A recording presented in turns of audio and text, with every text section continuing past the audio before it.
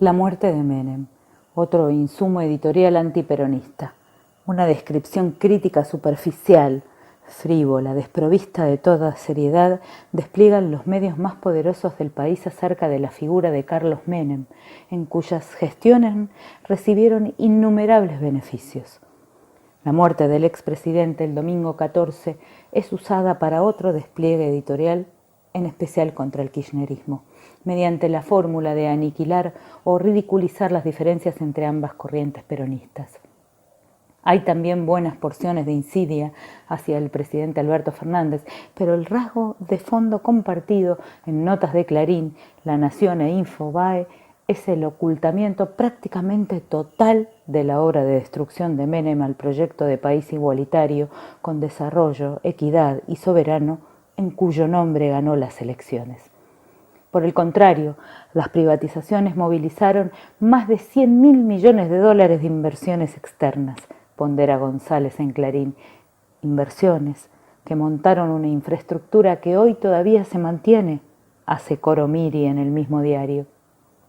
El ataque descomunal que los gobiernos de Menem lanzaron a la educación y la salud, inspiración y preludio de lo hecho después por el macrismo, obtiene menciones al paso, pero se oculta el sentido de fondo de sus gobiernos, que buscaron expresamente la destrucción de la industria nacional a favor de la importación, mientras la patronal agraria mejoró descabelladamente sus índices de ganancia por una serie de medidas que La Nación aplaude sin dudar en una nota firmada por Fernando Bertelo,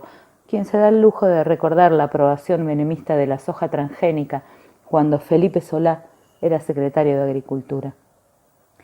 González va a fondo contra el presidente cuando tipea que Menem podía decir una cosa y después hacer exactamente lo contrario sin que se le moviera un pelo. Algo parecido le sucede a Alberto Fernández. Como ve la muerte de un amigo político, no conmueve a Clarín lo suficiente como para olvidar por 5 minutos, en aras del respeto al difunto, el panfleteo opositor. Travestiéndose de un párrafo a otro, el editor se conduele con Menem porque debió atravesar los años del desierto kirchnerista, condenado a ser el demonio funcional del neoliberalismo. Esas palabras reflejan el eje conceptual que propalan estos tres medios, desde ya que no mencionan la política de fondo ultraliberal de Menem. A las denuncias y oposiciones al respecto, en especial las de Néstor y Cristina Kirchner, las tildan de mero oportunismo discurso de ocasión. Es tan obsesivo este enfoque en clave anti-K que estos redactores olvidan memorables resistencias al menemismo, como decenas de miles de obreros que lucharon por sus fábricas y como los maestros, con su carpa blanca frente al Congreso. En La Nación, Jacqueline cumple estas órdenes editoriales y habla de falso antagonismo entre menemismo y kirchnerismo. El retrato histórico de fondo sobre la gestión de Menem es eludido también por Lechmann en Infobae, que se esconde en un anecdotario trivial sobre la relación con Alberto Fernández. Según este columnista, que jamás informa sobre sus fuentes, el presidente se asombró con el discurso de una parte del peronismo por su mensaje oficial de condolencias. Mensaje que el redactor define como conciliador, ya que no hizo referencia a los indultos, a sus casos de corrupción pública y al encubrimiento del atentado a la AMIA. Como se ve, para Infobae, no es tema la desindustrialización, la destrucción del Estado y el traslado del poder económico y político a un puñado de corporaciones nacionales e internacionales. Ninguno de estos columnistas menciona la participación argentina en la guerra estadounidense de Irak en 1990 y la manifiesta resignación de Menem de los derechos soberanos sobre las Islas Malvinas. Y no hubo recordación de la servilleta de Corach, la lista de jueces del ministro del Interior de Menem, ejemplo y símbolo de la colonización de la justicia por el poder ultraliberal nacional y transnacional que el macrismo profundizó con tal osadía que le permitió, horas antes de la muerte de Menem, golpear fuertemente al frente de todos.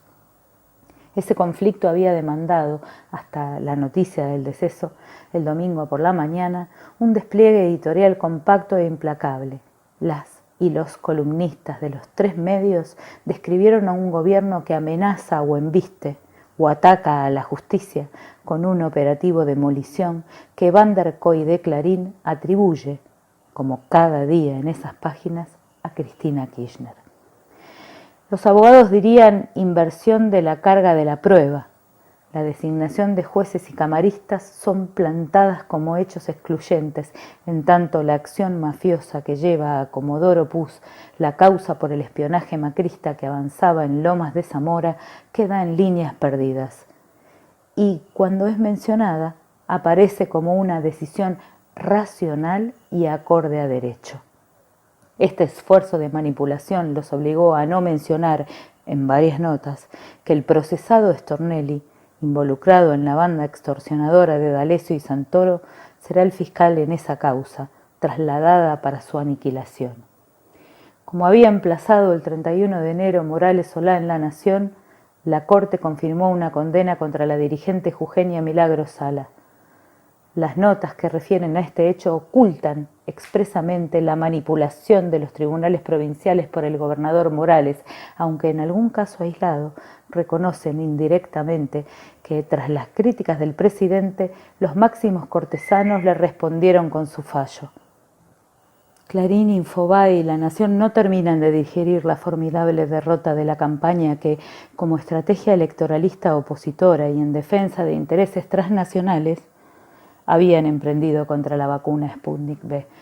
tanto que insistieron en afirmar que el gobierno comenzó a aplicarla sin el aval científico que se entronizan en la revista británica The Lancet, como si la ANMAT no se hubiera pronunciado en uso de sus atribuciones legales y por sus capacidades largamente confirmadas.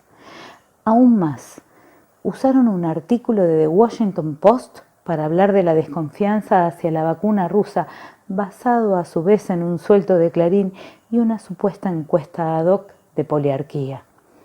En estos extremos ponen en primer plano una y otra vez el ejemplo chileno, por el muy buen avance que la vacunación tiene en ese país, recuperando el amor por el presidente Sebastián Piñera, cuyo modelo ultraliberal se les hizo difícil reivindicar desde que en octubre del 2019 se desató una rebelión popular a la que el empresario derechista respondió y responde con una represión descomunal que incluye asesinatos a quemarropa cometidos por la policía, desapariciones, torturas y violaciones.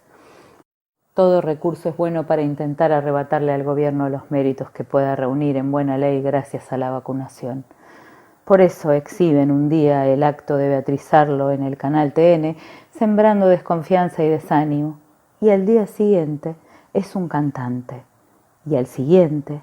el exfutbolista Ruggeri, quien recibe mágicamente la atribución de autoridad para opinar sobre este tema. Esto fue Operetas, Comuna, Comunicadores de Argentina, www.comunanet.com.ar.